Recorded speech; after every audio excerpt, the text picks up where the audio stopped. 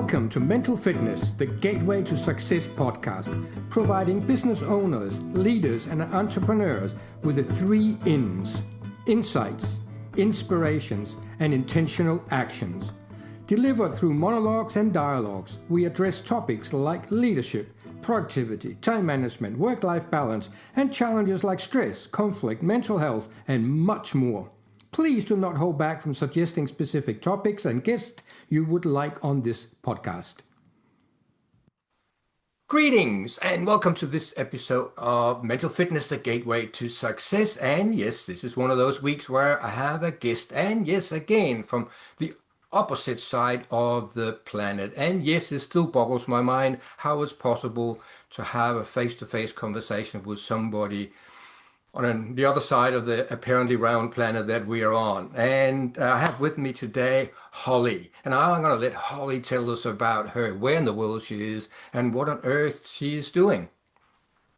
Well, thank you for having me. Happy to be here. So let's see. I live in southern Utah. I was born and raised in Las Vegas, Nevada, and I'm from a very big family. We have 9 children in our family, and then my husband and I got married, and we combined 4 and 4 each, but we had them all in the house at the same time, raising them. So we had 8 kids that are adults now, 19 grandkids. Wow, that there you go. That's the whole show. Just kidding.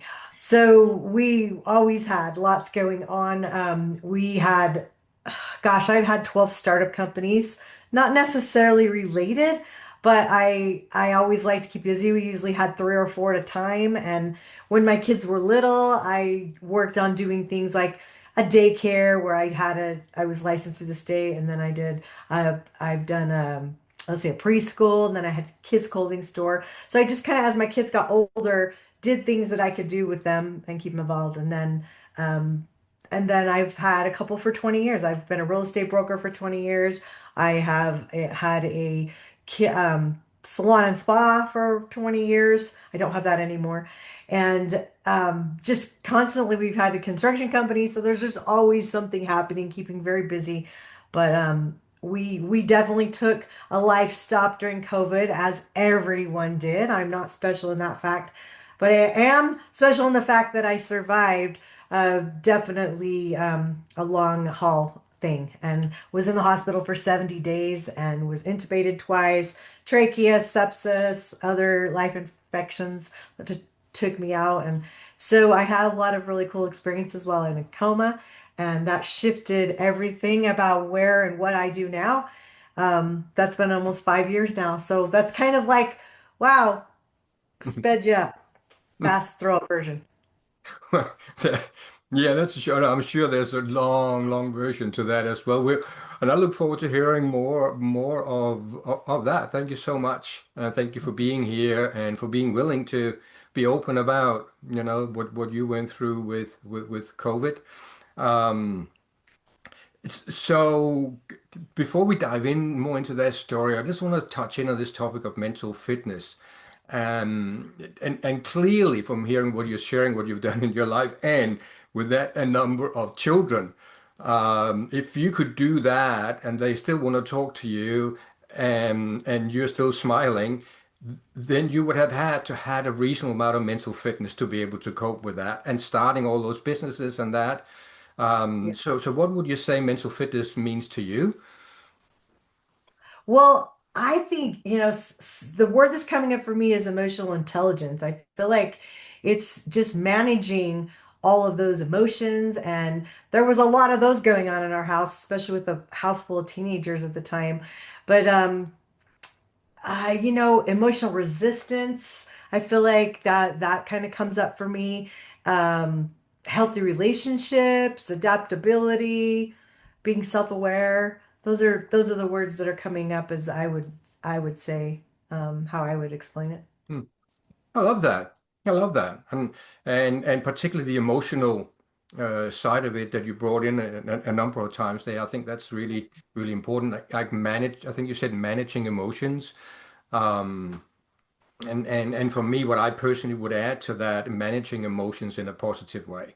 So for me, the mental fitness is the ability to manage those without digging ourselves deeper into frustration and guilt and all that stuff that might come with what we are experiencing. So thank you for those thoughts. And let's get to those stories. So, no, so we tend to do two sides of the coin. This side where things did not go too well because the mental fitness wasn't high enough in that moment to deal with that. And then, of course, the other side where we achieve something, not because it was easy, but because we had the resilience, the confidence, the mental fitness to pull it off. So I will let you decide what side of the coin you want to start on. Oh gosh. Well, let's see. Okay. Hmm. I think resilience is such a big thing that is involved in this. And everybody has resilience at some level, like whether they believe it or not. It really, everything to me is a mindset. I know that for me, I would not have made it through that journey without all my personal development behind me. I had had years and years of paying tens of thousands of dollars, not just to go to events, but hire coaches and be part of masterminds and things that, Mm. work on the mind. And I can remember one day the nurse, I kind of thought she was mean, but I look back now, it's interesting how you get a different perspective later. But when you're in it, I'm almost dying, literally dying. And she's like whispering in my ear. And my two sisters came to the hospital and I could have one person every 24 hours. So they would come there and be support 24/7 for me. My husband was home with COVID. He couldn't come. He was too sick to come, and they wouldn't let him come for like 3.5 weeks. And that was when I was the very, very worst. So the day I got to, after the two intubations, the day I got the trachea was the first day that he could come. And he could only stay like 2 hours because he was so ill himself. And I remember my sisters were telling the nurses stories about me, just being positive. Everything they were doing was uplifting because that place was not a fun place. There were two floors of people with COVID, very, very, very sick. Half the people were dying. It was just an icky time. And I guess they told this nurse, they said to her that I was a speaker and I had wrote books and all these positive things about me, and I had lots of personal development. And I remember they were gone. They must have ran an errand or something, whoever was there with me that day. And I remember I was in between the first and the second intubation. They really took me off too soon. I was just too sick. So I was only not intubated for about 18 hours before they put me on it again.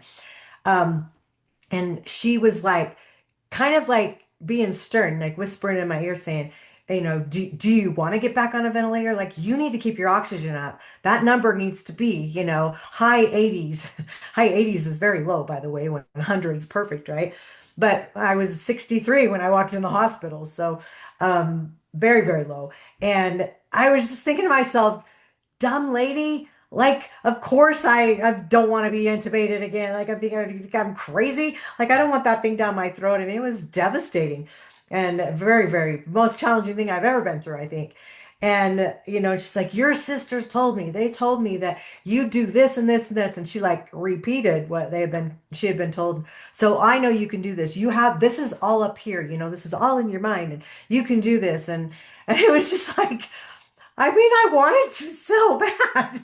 I did not want to get put back on a ventilator, but my lungs were just too sick. I mean, it was a miracle I got out of the hospital in the first place. So there were so many things like that. But I think that's kind of the story that comes up for me is that just being a fighter. I mean, I was fighting, and one of the stories that I had in the hospital that was one of my a lot of people call it a near-death story. It was a spiritual transformative experience. But my mom came to me and she had passed away about a year and a half before, and she was telling me it's not your time and you need to fight. So there's that word again. And it really was all about the fight. And the word fight for me, it's like you're looking for the definition, of mental fitness.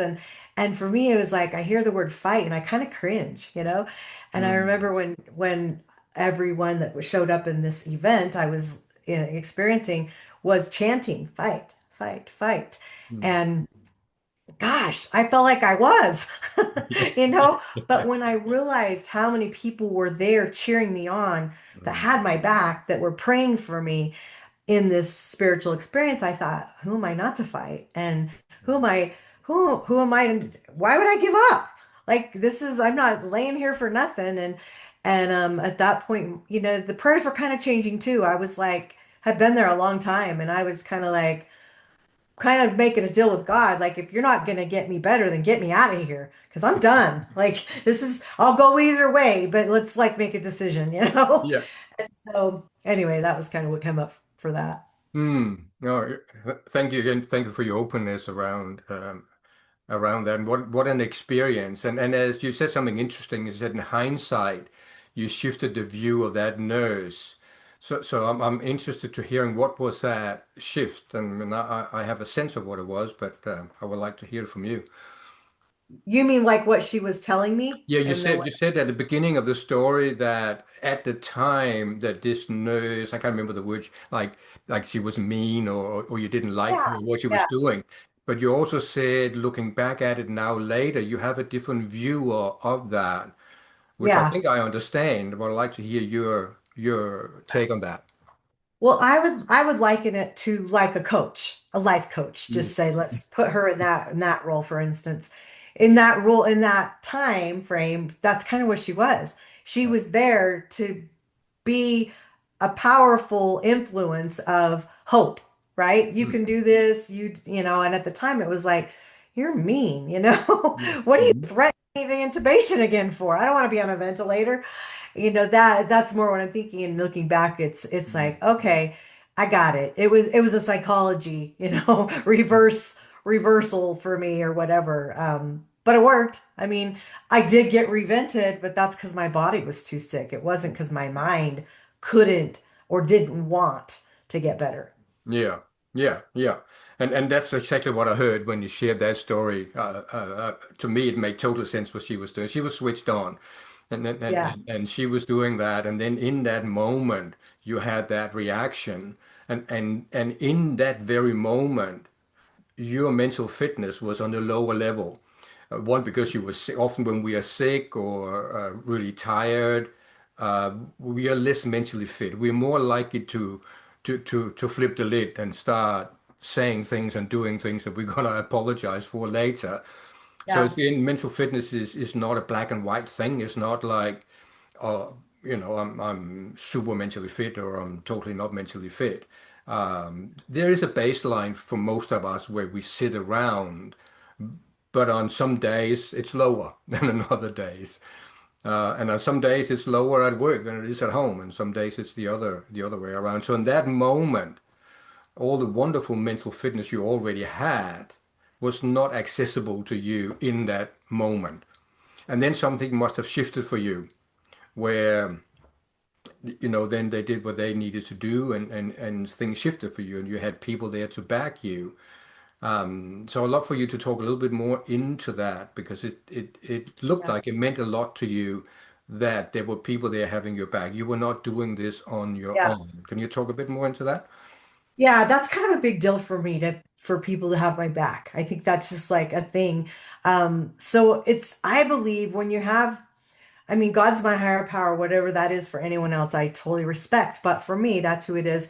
And I feel like at that moment, I think God shows us things or does things for us or answers prayers or whatever for anybody the way we can understand it. And so for me, that meant it's like, oh, God really does know me because wow, someone had my back. It wasn't just someone. It was it was passed on ancestors who all came in above my bed. It Mm. was siblings, my husband, and kids and friends. And every time they were chanting this fight, fight, fight, more and more people would come. There were thousands of people I saw. And later I realized those were the people I didn't recognize. I really truly believe were all the prayer lists I was on all over the world because I had friends all over the world and they were all hanging on to social media for the next post that my sisters would put, Mm. like, is she okay? Is she, I mean, I had friends, spouses come up to me for years after, and just say, "Oh, we prayed for you so hard." I mean, I had never met him before, and I mean, grown men would come to me crying and saying how, I mean, one of them said, "Oh my gosh, I was delivering medical supplies to that hospital when you were in there," and he said, "I can't tell you how many body bags we dropped off there." I Mhm. was like, and he started crying and he said, "I remember one day." I remember praying over those bags that you wouldn't be coming out anymore. And I just thought, just it's like people are good. There's so much good in the world, and we just have to open ourselves up to know that and to see that many people that had my back and that were praying for me. Who was I not to fight? Who was I not to be resilient? Yeah, how dare you not to? Yeah, Yeah, yeah, for yeah. real. Mm. And I'm just, what comes to me, I had a miniature experience of what you had 6 months ago, ending up for 2 weeks in the ICU, completely out of the blue, helicopter to the hospital. And again, the number of people that came out of the woods and showing up and supporting in so many different ways was really astonishing to me. Like what you were, I didn't experience at the level that you were experiencing it, but there were a number of people coming and they told me later on that they struggled not to worry because they were really worried about me, Oh yeah. and I was the least worried, which was so interesting for me. I was like, I'm in the right place right now. Like there's no better place for me to be Wow. with the brain bleed I had. I had to be in the ICU and they had to wake me up every second hour and take my blood pressure and oxygen and all of that sort of stuff. And I don't enjoy being waken up every second hour, but I was in the right place. So I was mentally at ease. The noise being in there with beeps going, all the time, 24/7. Nurses walking around 24/7. It's not kind of Wow. a relaxing place to chill out. No, You you know? never get any sleep, especially in the ICU. Yeah. Oh gosh. Yeah, no, very, very Beans little without a sleep. sleep. So, um, Yeah. but again, mentally, um, Yeah. being able to be in that, and I actually did a podcast episode. I talked about that other people were far more worried about me than I was, Yeah. which looking back at that was sort of an interesting phenomenon. So you mentioned that when you introduced yourself that you had that experience in the hospital and afterwards things changed for you. You started doing or approaching life differently. Can you enlighten Yeah. us on what that shift was and how it manifested? Gosh, he was huge. So I had a near-death experience as well, and I was told two things in that experience. I was working on a company called Retreat R&R. It wasn't incorporated yet, but I pitched the day I found out I was had COVID. I pitched a group on Zoom of 9 people, and this company, it was to partner with them, and they had a billionaire backer. So I was really excited to partner with them. I thought this will take care of the money aspect. It was a software company. Well, the first thing I was told was not to partner with them. And that wasn't the highest and best thing to do. It needed to stay mine, but don't do it. Okay, so I was a little devastated by that, I have to say. Not at the time, because when you're in the space of a near-death experience and you're in that space, you don't think of a negative thought. There's nothing negative about it. So it was a later thought. I was bummed. And the second thing I was told was to start this nonprofit called Adventure Bucket Wish. But I was not given the mission, just the name. And then I was not given a choice to come back. I was sent back. And of course, I'm come back and now I'm in pain and in the hospital and hearing all the alarms going off all the time. Like you were just, it's loud. And, and I was like, dang, I mean, no choice. But I didn't really think about all that. Of course, I had a lot of brain fog. I was very, very sick for a long time, like a year and a half after I was pretty darn, I was on oxygen, all kinds of things. So, but I immediately got to work. I knew, oh, this is what you're supposed to do. So it was almost like I was given purpose, and I felt like I never had had purpose my whole life. I mean, sure, I had a family, I had a why, blah, blah, blah, but like a true purpose where you feel like that, like it's a calling. And so that's what it felt more like. Okay, this philanthropy work, you've always done service, but now it's like it's bigger than that. And so Mm. I immediately incorporated both companies, applied for the 501(c)(3 for the nonprofit, decided the mission was going to be for long COVID because it was underserved. No one knew anything about it. God, there became a whole new hard. I'm telling you, nobody wanted to hear about it. Everybody was done with the C word. And they would suppress our podcasts on YouTube because we're saying COVID a lot on there and they didn't like it. And about 2.5 years in, we actually ended up shifting the mission because it was almost mentally putting me in a bad place because I was getting better. My whole focus was better's better. What can I do today to be better than I was yesterday? That's all I focused on, like wellness. And you go and the Facebook groups I was on for long COVID, not because I wanted to hang out there. I want to guest for my podcast and I wanted to promote the nonprofit. It was depressing. It was like I was in wellness space and it would put me back in sick space. And so from like my mental wellness, I was like, okay, we took all the fundraisers off the table. And one day I'm sitting there, I was only doing the podcast at this point, about year 2.5 into the nonprofit. And I'm interviewing a girl with long COVID, and all of a sudden I'm reliving my experience. I couldn't breathe. I felt like I had an elephant on my chest. I was like, what is happening? Because my podcast was also video. So I was like, what's going on here? And I get this message I download, I'm going to call it, very clear. It was, this is not your mission anymore. And this is your last podcast for that. And I was actually so happy because it was such a definite answer that I needed to know so I could move on. Mm. So then I went through this like whole process, like, why would God tell me to do this and then take it away? Well, my wise board member friend told me, if I remember right, you got the name, but you didn't get the mission. I said, yeah. She said, well, we're year 2.5 in, which is kind of a big deal for nonprofits. She said, let's keep the name and let's change the mission. Now, what will light you up? What will make you happy to, Mm. do? And so it was like, it was kind of like I just needed that light bulb, to tell me. And so we switched the mission more to women leading with purpose, because purpose is what I came out of my experience, and moved forward. But it kind of sat for, gosh, another year and a half, the nonprofit.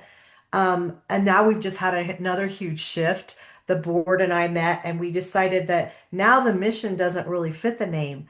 And so then I was like, oh, then we'll do doing business as and keep the original name because God gave me that name. And at some point, you have to let go and realize things change and Mm. missions change and purpose can change, Mhm. or it grows and gets bigger and better. And I feel like that's where we're at now. So we're in the process now of switching everything to a whole new platform.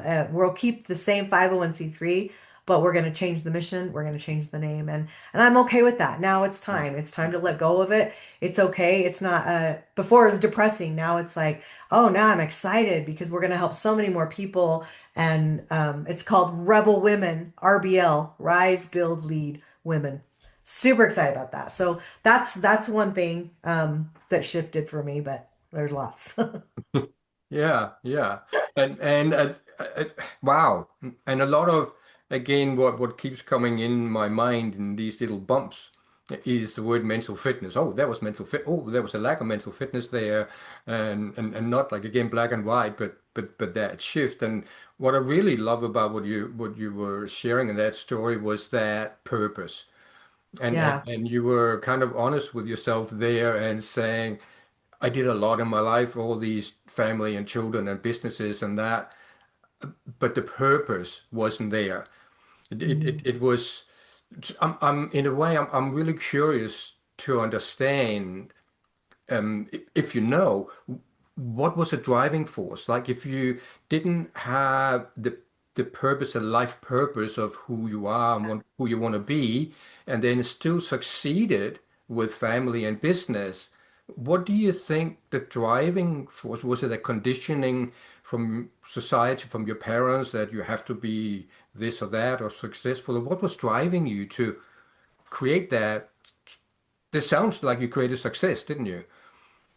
Well, it's funny you ask that because my definition of success is one word and it's super simple for me. It's happy. So that's what drove me. If I woke up every day and I was happy, we continued and did what I was doing. And when I wasn't, it was like what needed to change, and I would immediately change it. And that goes for businesses. Sometimes they served their purpose just like the nonprofit served its purpose up until now, right? And Mm, then now we're going for something bigger and better. And so I didn't always get rid of the businesses. A lot of times I just like we just added on top of it. And that's why we had three or four at a time. mm, Some we sold, some we didn't. Yeah, so it was kind of like to me, but happy. If I'm not happy, I'm not doing it. That's kind of just my motto. And it's like but I can be happy pretty simply. Like I don't feel like I'm so um I don't know, rigid. I don't know what the word is really, but I just you can find happy in anything. It's just like well, you can also find icky in everything if you're looking for it, right? Whatever you're looking for mm, is what you're going to find. And mm, so I'm looking for happy and I love serving people. Almost every company I've ever had has had an aspect of service to it. And it's about relationships. It's about community for me. That's how we build prosperity. And mm, being prosperous isn't all about money. mm, mm. So you say that drive for happiness has been there your whole life. It's not just after that experience with COVID. Yeah, I would say so. Yeah, Mm, I think as a kid, I didn't feel like I was super happy. I wanted to be. Let's not say like, I wanted to be happy for mm, sure, but I had two bully friends growing up. They were mean girls, mm, and I went home crying. First, gosh, up till about fifth, sixth grade. That's a lot of years as a child to go home crying all the time. I mean, my best days were when they were fighting because I had two best friends to pick from who I got to play with that day, but three is just a hard number and so I wanted to be happy, but mm, yeah, mm. Yeah. sometimes And then it became a driving force for you. And in yeah, some ways, I would say your purpose was to be happy. So you did have a purpose, but something again shifted in the way you shared your story. That it sounds like the purpose for you became clearer after that experience and with COVID. It became more conscious, maybe. Would you say yeah. that? I would say, I mean, I know like how I would explain it is I was given a life Bible and it had the ending written for me. And I just had to go fill in all the rest of the pages, which isn't always going to be easy. And I get that. And easy is not what I'm looking for. Mhm. But the end result to know, like, who gets that? Who gets that like served up to them? And Yeah. I feel like, oh, so if I stay on purpose, I stay happy, I stay in alignment with what I'm supposed to be doing, I know what it's going to be at the end. And I mean, I'm very clear in it now. Like, that's where I didn't always feel like I had clarity. When you have a calling, there is no imposter syndrome, not at all. Like in what I'm doing right now, building this brand new International Retreat Association, no imposter syndrome. It's like I've had that plenty in my life, trust me. But it's like when you know it's a calling and it's what you're absolutely supposed to do. I mean, in the end, my goal is to be a check writer. Never been money motivated, but I got to have a buttload of it to do what I want to do and to do what the end result is going to do, which is serve and do philanthropy and, help people. So, but I don't want to be in the ick. I feel like I've lived the ick of it. So where I want to help is writing the check. And Yes. so, Mm, and I mean, I'm just being totally transparent. That is not anywhere mindset I used to be, but mm, it is now. It's like I'm very clear that that's what's going to mm. happen. And it's inspiring and refreshing. And some people are gonna see you as arrogant for that, and I that's hope doesn't not. matter. It doesn't matter what we do. Like it does not matter what you do. There's gonna be people who don't like it.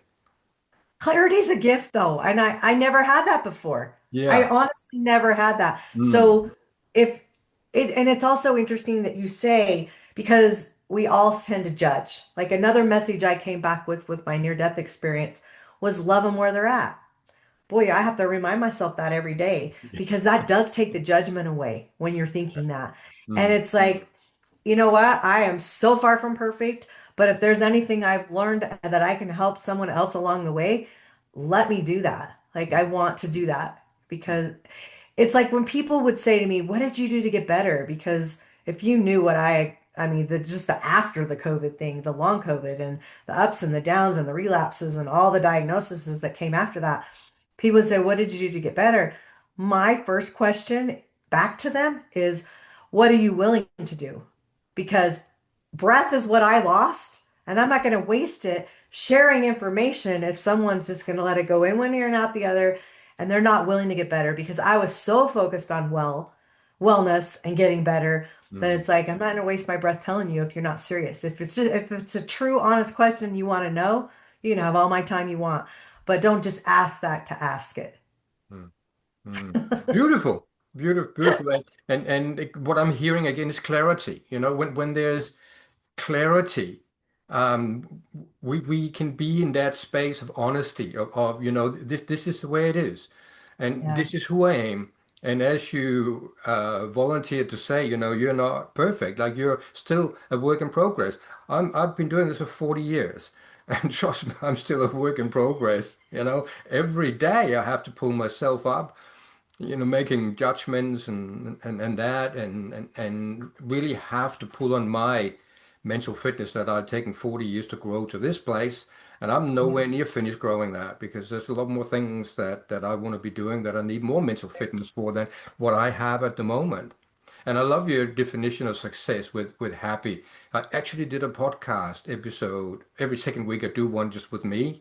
And I uh-huh. think it was about 3 weeks ago. I did one on happiness. Oh, Like what is happiness and where does it live and how do yeah, we get to it? And I don't want to go into that now, other than just share the essence, and I would love to hear your response to that. So what I have discovered over many decades, coming to a place, other people have told me, as teachers have told me that, but you kind of have to discover things for yourself before it becomes you. yeah, And that realization that our natural state is happiness. The baby is born happy. Well, you don't have to do anything to be happy. You just have to get rid of all the stuff that is interfering with your happiness, the stress, the lack of purpose, the yeah, frustrations and illness, and that can impact on that. But if there's nothing in the way, yeah, you will you are happy. You don't have to do happiness. Yeah. yeah, And we are so conditioned, and I'd love to hear your thoughts on that. We're so conditioned by the whole marketing machine mhm, that in order for you to be happy, you have to drive this car, you have to yeah, have this kind of money, you have to look in a certain way, you have to weigh a right. certain way, like all these requirements to be happy. And that's great for the marketing machine. Yeah, But it it's is. not very good for humanity. Mm-mm. So for me, No. coming to that realization that I don't have to do anything to be happy, I just have to stop all the Me. noise. And it's like, huh, it was totally life transforming for me. So what are Yeah. you, just want to hear your thoughts on that? Well, I love everything you're saying about that. I so believe all that. The other word that comes that I really struggled with that I never felt like I had, I would say it's only been about a year, maybe a year and a half, that I can say I experienced true peace. I Ah, remember going through mm, such a hard time. I call it my 2 years of hell after COVID. Everything went wrong. And I thought, gosh, you would think I almost died. Everybody should like be gravitating towards me, like, we almost lost you. We want to be around you or have a relationship with you. And it was like I repelled everybody. I cried every day for 2 years. It was horrible. And I remember my sister saying to me, I just wish you could feel some peace. I, what is that? I was just like, and and I remember praying for peace. And I remember, I can't tell you the exact moment when it just happened, but I can mhm, tell you once I knew that feeling, it was easy to get every day if I wanted it. If I want to tap into that, mhm, then I can. Okay. I have a sign out of metal right here above me that I look at, and guess what it says? Peace. mm, And I've had that for years. I didn't just buy that. I've had it for years. So obviously I was manifesting it years ago. yeah, Well, now I can say I got it. yeah. Yeah, fantastic. And that's what it is for me. Personally, like that place of happiness is peaceful Yeah. because you are at peace in that moment. And I don't particularly like the word happy because I think it's just completely overused. So a word I tend to use is joy. Like there's a Boy, my feeling of mom's joy. name. There's a feel like just that feeling of joy, which if you're in that state of joy, you are at peace. Like you can't be in that joy without also being at peace. And at the Yeah. same time, you're happy. So like it's all the same, all the same. So wonderful, wonderful to hear. Well, I Um, want to say one more thing about that. And someone, I feel like when you can be doing and be going through really hard things and still be happy. Because sometimes all those hard things you're going through are, it's just noise around you. Maybe you're not causing any of it and you definitely have no control over any of it. You have control over you. yes. So you can still choose to be happy with all the noise. And I think someone needed to hear that. Yes, and thank you so much. And that's coming back to my hospital story. I felt a lot of moments of absolute peace. And I wasn't lying there with a big grin on my face. Oh, you poop, I'm happy. But there was this serenity, I don't know if that's a word, like in amongst all the chaos, and my body was in pain a lot of the time, and I was drip fed this, and I had wires going into me everywhere. Yeah. And people coming were looking really worried about me. But a lot of the time, in that was this sense of just inner peace in that. And that I think that's where the mental fitness comes in.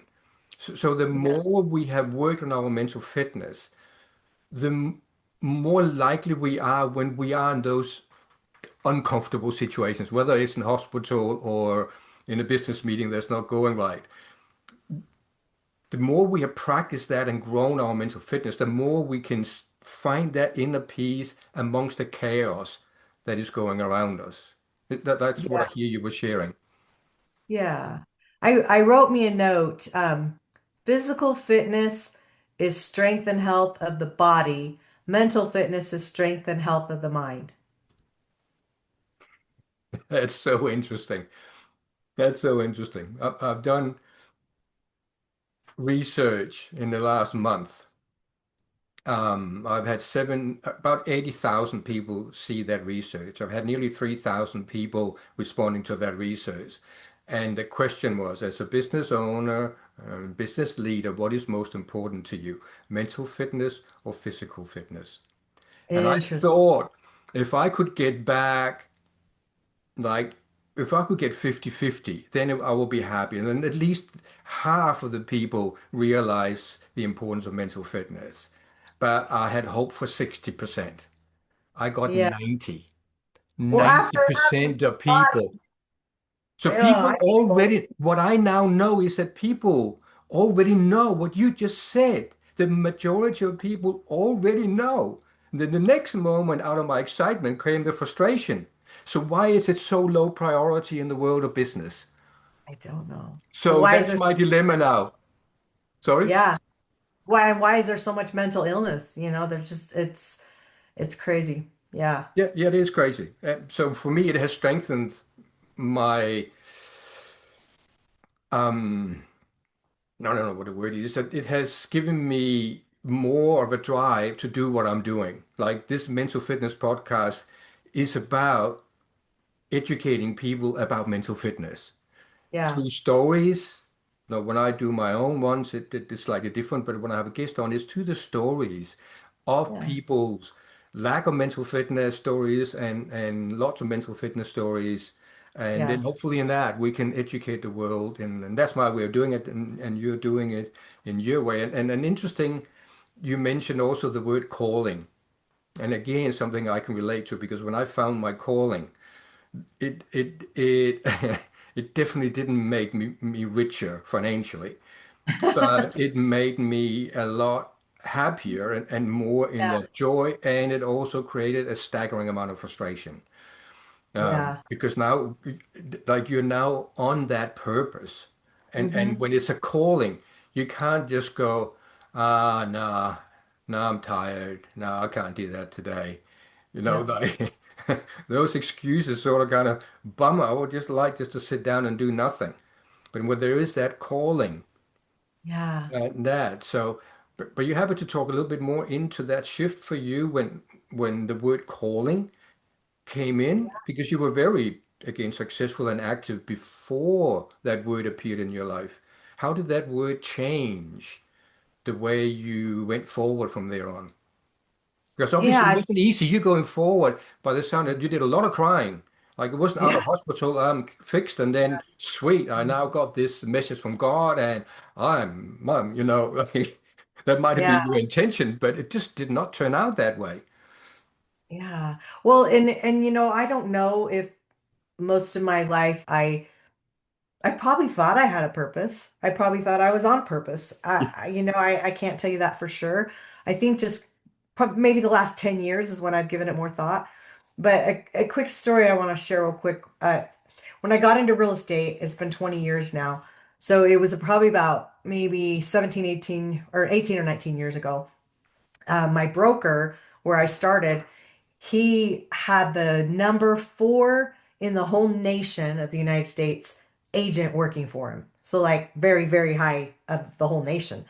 And then he had like, I don't know, the number 12. So he had like the number four and the number 12th agent. So they were killing it. They were doing really well in real estate. And he pulled me aside one day and he said, because remember I always had three or four companies, and he said, you would be my number one agent if you would just do real estate. And I thought, wow, what a compliment. I took it as a compliment completely. And I kind of stepped back and I said, looked him straight in the eyes and I said, yes, but I wouldn't wake up happy every day. And Mm. I recognized it that long ago that was happiness was a little bit of chaos and things going on. It wouldn't have been just focusing on one thing. I'll never do that. It's just not my personality. But I'll tell you what, like 10 years after that, maybe even a little more, he just passed away a couple years ago from dementia. So he got dementia really bad, didn't even hardly recognize anyone. And I ran into him and he looked at me. He didn't hardly recognize anybody. And you know what he said to me? I don't think he could have told you my name, but he said, "Are you still doing 100 things?" That's what he remembered about me. And I thought, you know, what kind of an impression do we want people to remember us by? What maybe chaos isn't it, but just saying somebody that has dementia, that was what he remembered was like, I do a lot of things. Okay, well, I'd rather be known for getting a lot of things done and doing a lot of things than doing nothing, right? And accomplishing nothing and serving nobody and helping nobody. So, okay, I can't even remember what your question was now. I just felt like I had to tell you that story. Yeah, oh, it's brilliant. I love it. I love it. The question was around the calling when that word came in, because you mentioned that word appeared for you Yeah. during that experience with COVID. And I'm just Yeah. really curious because it means a lot to me and it changed Yeah. my life when I discovered my calling. It did not make my life any easy. My life was so much easier before I had a calling. Oh, But I have no regrets. I don't want to go back and not have that calling for sure. So yeah. I'm really interested in hearing how, like, that experience for you, because I know my experience. Yeah. Well, I think it kind of has evolved since COVID. So I feel like, I told you the story of the nonprofit, and then I had this software company I worked on for 4 years. And then while I was writing, so my book is called Near Death Shift. So Mhm. it's surrender, hope, intuition, faith, and transformation. So surrender and transformation are the bookend letters, right? You can't have one without the other. So it became true surrender for me, definitely while I was in the hospital. And then I felt like I had that experience again when I went through the 2 years of hell. It was that surrender again when it's like, Mm. okay, whatever I'm doing is not working. I was definitely not happy. They were the darkest days of my life. And it was like, how do I get out of this? Like, what do I need to shift? And Mm. so that's kind of what the book is about. I'd already had a lot of books, but I'd never had a book like this big and that was like a purpose book. And I knew when I came out of the hospital, I knew I had two more books. A little bummed about it because at the time I think I had about 13. I have 17 now. So it's not like I needed to write a book, right? I was Yes. kind of over that. And I was like, two, really? Like I knew there was two. I knew it was this book and then the others on the philanthropy work in the end later. So I got a while for that one. But I was like, okay, so I worked on it for a couple years. And then last year, after working so hard on the software company and not getting things to market, they're in development, we need more money, blah, blah, blah. I was like kind of just up against a wall with some things. And I just knew I was supposed to focus on that book and get it done. I literally tabled everything. That was the first time, talk about focus on one thing. That was the first time in my life I could tell you that I literally just like tunnel vision, focus. Okay, here's my deadline. I knew it was 11/11, November 11th. That was the day I got out of the hospital. There's some things in my story that are very significant to a lot of people with that number, 1111. But I knew that was my launch date. So I just stayed on target. But while I was writing it, this is when real purpose and real calling came that I didn't even know until it happened. So Mm, I was in this really spiritual place, writing the book, and I got the idea International Retreat Association. Well, Retreat, my other company was a retreat in the retreat industry as well. And so I was like, huh. So I went down the rabbit hole enough to realize that there wasn't one. There's 2 to 3 million estimated retreat leaders in the world, and there's no association for them to belong to. There's no professional standards, best practices, values, nothing. And so, of course, I was intrigued. I'm an early adapter. I love innovation. So I kind of made a pact with God that, hey, if you help me get my book done so I don't miss my deadline, this is a distraction, then I promise 110% I will, after it's launched, I will work on this. So I launched it 11/11, and in December, we incorporated International Retreat Association. That was where I went, oh my gosh, this is like everything else can sit. This is, I know now after doing my book, I can focus on one thing. Now this is the one thing. It's like don't look back, don't look sideways, put your blinders on. The right people are going to show up. That's where the no imposter syndromes come in for the first time in my life. It's just like that's the calling. It's when you know this mm, is what I'm supposed to be doing. And so there's going to be setbacks. And everything we do, there's opposition in all things, right? mhm, And so you just have to like keep yourself grounded and just keep moving forward and it'll happen. Maybe not in the timing I want because I like everything done now. It'll happen. It's supposed to happen. And none of us know when it's our end. None of us have, maybe someone thinks they do, but I don't think any of us know when it's our time. And I feel like I don't want to waste a day. I feel like I already did a lot of that in the hospital. I feel like God put me in a coma that all those days so mm, I would listen, so I would sit still for my next steps because I mm, was off track. And I think when I have relapses, I think it's for the same reason that, oh, you need to slow down a little, you're a little off track. Okay, let's give you a little mm, setback. So mm, I think we get setbacks for comebacks, and comebacks are the stories we want to hear. mm, mm. Beautiful, beautiful. Like the term I learned from one of my mentors that I really love is failing forward. Yes. Because if you want to be successful, you're going to fail. I will often, if I'm in front of groups of people that want to be successful, I will ask the question, so who fails the most, successful people or unsuccessful people? And you see the whole room just goes, they know the answer and they want to be Yeah. successful, but they don't want to admit that they're going to fail to be that. So but that clarity, and they say, oh, yes, the successful people fail the most. I think, well, now then go and do some failing. Don't go out and Yes. consciously try and fail because it's going to happen if you really go out there. And what's fascinating for me, what you just shared there, Holly, is that your entire life you have been 100 things. And this, your real estate boss, that's what he remembered, that you're doing all these things. And in your mind, if somebody had told you that somewhere along your life you're going to sit down and do one thing, you would have said, never in a million years is that going to happen. Yet it Right. happened. And it It happened, I think, again, because your purpose was really clear and there was that sense of a calling. And then we will do what needs to be done even though it may not quite fit what we think we are or what we think we need to do. So Yeah. I really love that story. And we'll make sure that we put the links to that book and any other books you have that you would like for our audience to have a look at. We'll pop that in the descriptions as well. Um, In a way, my next question before we finish, I mean, you got so much more there to tell. I know that, and we're going to finish at some point. Um, We- is the the basic question I have for you is how did you grow your mental fitness? And there's two ways in general we grow our mental fitness. One is by consciously growing it. That might say we go to a course and we go to a Yeah, coach. And the other one is shit happens.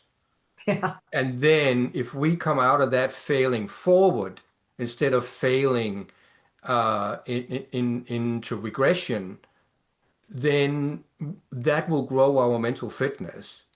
So your yeah, experience with a hospital, it's really clear to me from the way you're sharing it, is that that grew your mental fitness. Not because you said, yep, I'm now going to grow my mental fitness. No, you said, fight, fight, fight, and I'm going to survive this stuff. Or if God wants me now, I'll go now.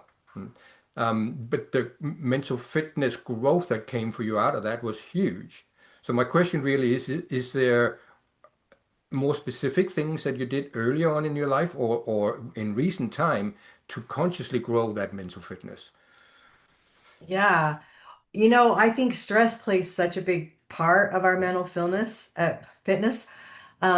that when we learn to manage our stress, Mm, that's key. Because if you think, I mean, they've traced all kinds of scientific medical stuff back to stress that causes, I think stress causes everything, yes. every ailment, every cancer, everything you can think of, mental illness included. So Mm, I think that when we can manage our stress, that's almost my number one, I would say.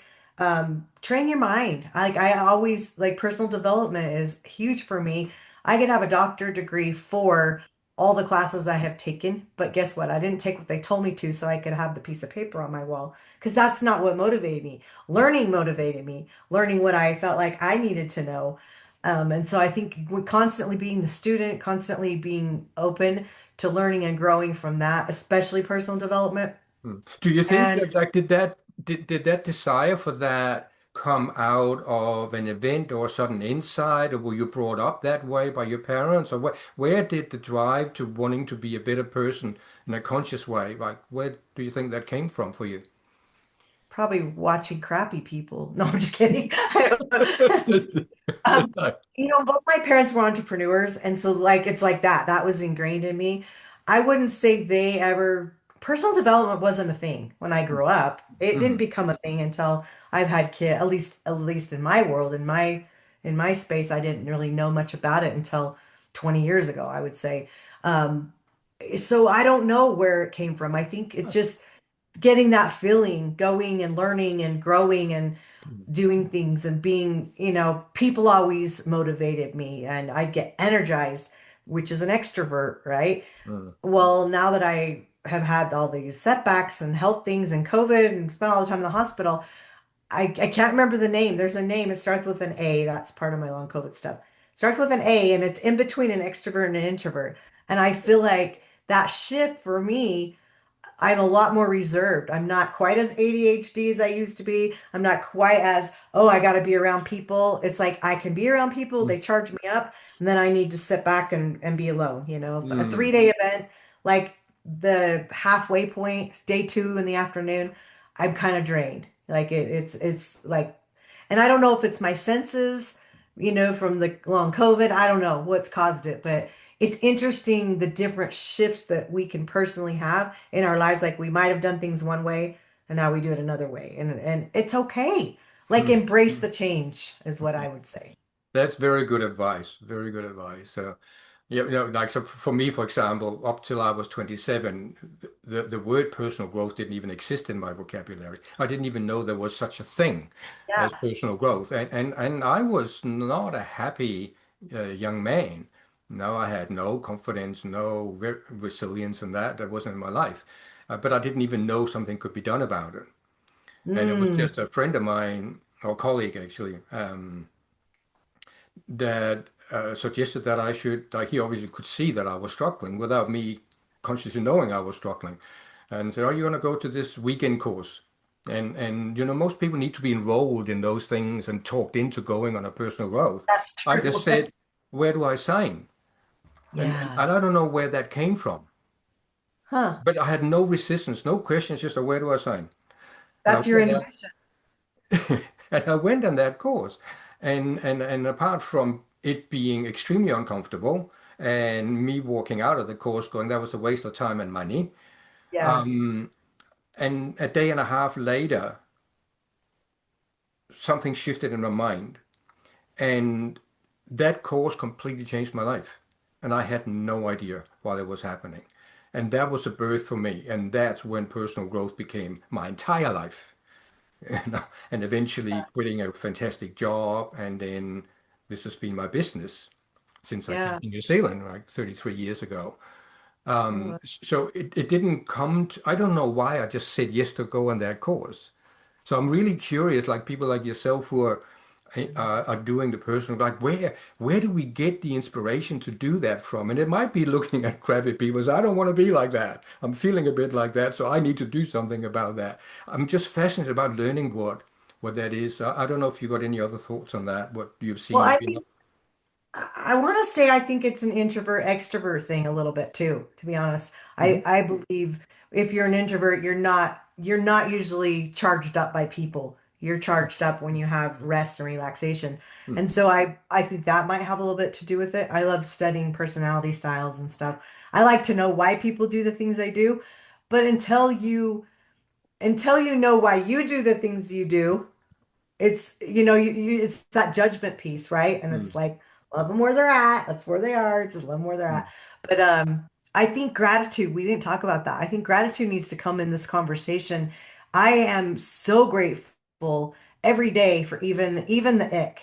I'm grateful I got COVID and all these things happened to me because they really happened for me, not to me. And now my life's way better. Is so it's like pick your hard. Everything's hard. Pick your hard.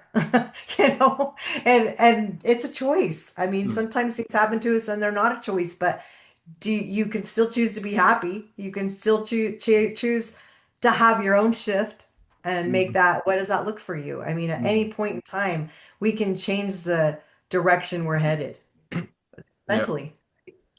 Absolutely. And we're running out of time to talk about gratitude. But luckily, I have a lot of other guest episodes because it comes up in almost every guest episode. Yeah. Because it's so important. My wife and I, we do gratitudes at dinner time every night. Like it's a Mhm. non-negotiable. We just have to share a number of gratitudes and a few other things we do. And Yeah. we've done that even when the kids were around. So it's a So very, very important thing. So we'll just throw that in there to our audience. Don't forget about the gratitude part. that's right. I just want Blanket. to, I just want to come back to one more thing, and leading that into our last question today. So you mentioned stress and said that from your viewpoint, stress is kind of the cause of everything, and there's so much alignment between you and I because that's exactly what it is for me. And then for me, Yeah. mental fitness, as we're growing our mental fitness, my definition of mental fitness is the ability to meet challenges in a positive way Mm, without the stress, the frustration, the anxiety. Just mm, meet them head on. Because as soon as we add in the stress and all of that, we are reducing our productivity, our clarity. And then we're more likely to do mistakes, we're more likely to piss people off. And then we have to come back and apologize. So again, the growing of the mental fitness to me is for me the most important part. So I want to finish on that note with if you can share with our audience one or two or like a couple of suggestions from your life experience of how they can grow their mental fitness and suggesting for them to get long COVID and get to hospital won't count. Um, nope. so we don't want to suggest that. If it happens, it happens. Make the best out of it like you did. But what are some ways like books or courses or ideas or concepts that you could share with our audience on how they can grow their mental fitness today, not next year? Yeah. Yeah, you definitely don't have to almost die to truly live. That's for sure. So YouTube University is free. You can learn anything you want to learn on YouTube. If you go on there, search what you're looking for. I think and just listen. There's talks, there's podcasts. So much of that there's so much knowledge out there. If you want to learn something, you can learn it, right? You might not have that degree on the wall, but if you want to learn it, learn it. And Mm, I think the gratitude journal is another huge one. And then like what does being happy look like to you? Because if you're happy, things just seem to go better for you in your life. Hmm. So like figuring out what your happy is and do Hmm. it. Sound advice. Thank you so much for that. Um, Anything else you want to add? In any other things you're doing in life that you like our audience to know about? Any other project, the retreat stuff, or you talked about your book? We'll make sure to put that in the link. Anything else you want to finish with today? Um, well, the retreat industry is growing for sure. So if that's anything you've thought about getting into or going to, obviously, that's such a growing industry. And I'm so happy that we're going to create a safe, ethical, professional standard association for people to come together and actually bond in the right way. So Hmm. I'm Is excited that about that. international or is it American only? No, it's internationalretreatassociation.com. That's the whole name. So yeah, you can go check it out. And I've made it very affordable to be a member. Um, all we have right now is our essential member open and founders members open. But yeah, we you can go on there, you can join our newsletter and find out and updates and yeah, and really see where it'll go because I feel like we're creating people go for transformation to retreats of any kind of retreat. And I love supporting transformation because I think when people are making decisions that are better in their lives, what is wrong with that? Hmm. Amen. Hey, hey. And we're sitting in a retreat. My wife and I created this. We call it the sanctuary. It's not finished, but I've already had clients here for retreats that are just putting up with it not being finished. And we also do relationship coaching and for as a couple coaching couples. So we Yeah. want people to come to this space we have created here. It's intimate, it's romantic. There's a clear view of the Pacific Ocean straight out the window, and a place where people can come and nurture. So, I'm Oh, really interested in, so make sure you send me the links. I can put it in and I will have a look myself. you bet. Be part of it, And especially if be you have and be a part of looking. that. Yeah, Absolutely would love to. yeah, So we'll do thank that. you so much, Holly, for coming on and for your openness and sharing your story. Very, very inspiring story and some good laughs along the way. I really, really appreciate that. Thank you for having me. Appreciate you. And thank you to our audience. I hope and trust that there was something of value there for you. If there wasn't, you weren't listening at all because there was so much stuff there for you. So go and take action on some of those things, ponder them, and as per usual, just take a moment when you get off here and think about what was the biggest takeaway for you in this episode today. And then if you feel inclined, pop it into the comments. And as per usual, always look out for ways to grow your mental fitness consciously. Till next time. Thank you for tuning in to this episode of Mental Fitness, the Gateway to Success.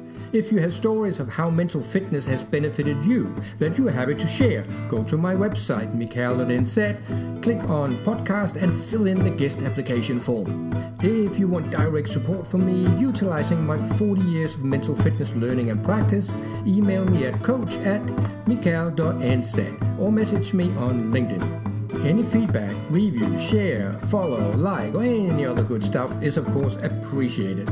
Thank you for listening to Mental Fitness, the Gateway to Success podcast. I'm your host, Mikal Nielsen.